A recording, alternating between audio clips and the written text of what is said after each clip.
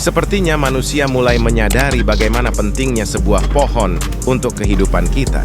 Contohnya, alat ini diciptakan dan didesain untuk bisa memindahkan sebuah pohon dengan efisien tanpa merusak pohon itu sendiri. Dengan ekskavator khusus ini, ketika sebuah tempat akan digunakan, maka apabila ada pohon yang menghalanginya, kita tidak harus menebangnya.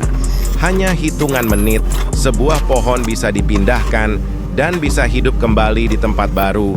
Inilah ketika sebuah teknologi diciptakan dengan tujuan baik yang akan berdampak pada anak cucu kita nanti. Like, share, dan komen untuk info unik selanjutnya.